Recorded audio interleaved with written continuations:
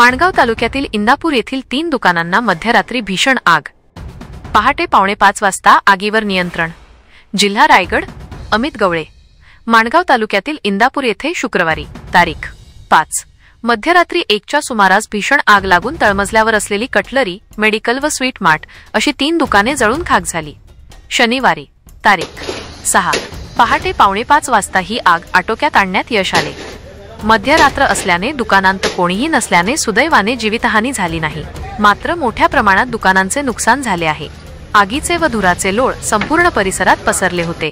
घटनेची माहिती समजताच स्थानिकांनी धाव घेत आग विझवण्याचा प्रयत्न केला। त्याचवेळी अग्निशमन दल व सह्याद्री वन्यजीव रक्षणार्थ सामाजिक संस्था यांना तातडीने पाचारण करण्यात आले। आगीची माहिती मिळाल्यानंतर धाठाव अग्निशमन दल, माणगाव अग्निशमन दल, महाड अग्निशमन दल, महाड MIDC अग्निशमन दल तसेच सह्याद्री वन्यजीव रक्षणार्थ सामाजिक संस्था घटनास्थळी दाखल झाले। 4 आगबंबांच्या सहाय्याने तब्बल 4 तासांच्या प्रयत्नांनंतर पहाटे 4:45 वाजता आगीवर नियंत्रण मिळवण्यात आले।